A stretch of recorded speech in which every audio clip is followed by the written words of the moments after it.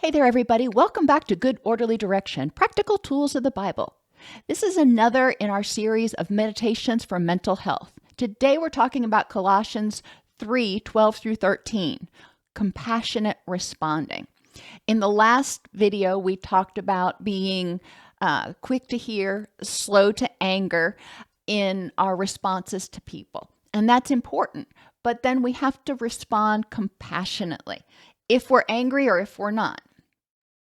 So Colossians says, put on then as God's chosen ones, holy and beloved, compassionate hearts, kindness, humility, meekness, which also can be called selflessness, and patience, bearing with one another.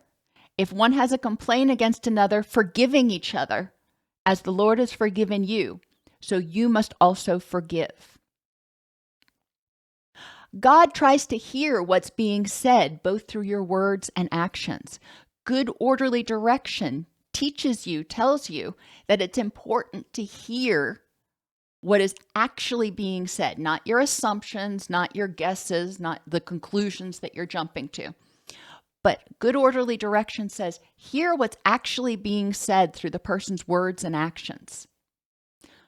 God doesn't hold a grudge.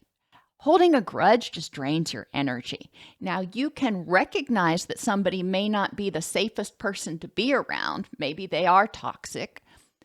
Okay, well, setting boundaries is perfectly allowed, but holding on to anger at them just drains your energy. God has compassion for those who are suffering, and good orderly direction teaches us that we need to have compassion for people who are suffering. When people act ugly, often it's because they are very, very unhappy inside. So if you can think to yourself, how awful must it be for this person to be so unhappy all the time, or feel so threatened by me or whatever's going on? How awful must that be for them? Having compassion for them. You're not condoning their behaviors, but you're trying to empathize. God forgives others when they fail to follow good orderly direction. Forgiveness is important, and I've said repeatedly, we can love people and dislike their behaviors.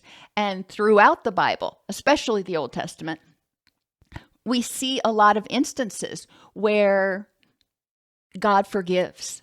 People make bad choices, God gets angry, God punishes, and then God forgives. And he doesn't hold a grudge because that's so draining. And God forgives when people are trying their best. I mean, think way back to the Old Testament to Abraham. He made some pretty big mistakes. So did David. And these are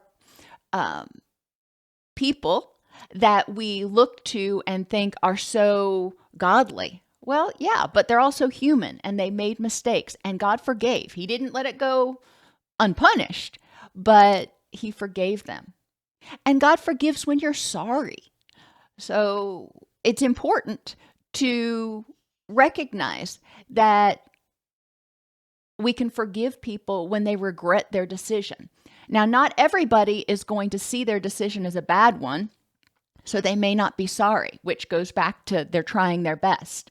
And that's when you've got to decide, all right, this person's not sorry for what they did that made me feel bad or was threatening to me. Therefore, what kind of boundaries do I need to set in order to feel safe around that person? God will not be mocked. And we talked about this in Galatians 6, 7, and 8. Good orderly direction teaches us how to have compassion while also respecting ourselves by setting boundaries. You can have your thoughts, I can have my thoughts. You can have your feelings, I can have my feelings, and that's okay. I am not going to aggressively tell you how to think or feel, and you are not going to do it to me. I'm going to respect your boundaries. And if that means I've got to set distance between us because you're violating my boundaries, then so be it. And at holiday gatherings, sometimes getting distance may mean going to the other side of the room or going outside or something else where you're not around Uncle Bob. And I'm sorry if anybody has an Uncle Bob. I just picked that name out of the hat. But uh, setting boundaries is okay. And setting boundaries also may look like saying, you know what, what you're saying is really upsetting me. I would prefer it if we would change the subject. I would prefer it if we weren't talking about this. If they don't respect that boundary, then you need to get more distance between you. That is fine. That is loving. Forgiveness does not mean being a doormat. Forgiveness means I choose not to waste any more of my energy being angry about this. I choose to use my energy to do something that will help me feel safer and more empowered. So thinking about how this can help you deal with toxic people in your life, including yourself. Oh gosh. Understanding what we're saying to ourselves as well as others, both through our words and actions, not holding a grudge against ourselves, having compassion for ourselves when we were struggling or made some bonehead decisions when we were in a bad place, forgiving ourselves when we make a mistake and trying to do better. So this applies not only to how we treat other people, but how we treat that toxic voice in our own head.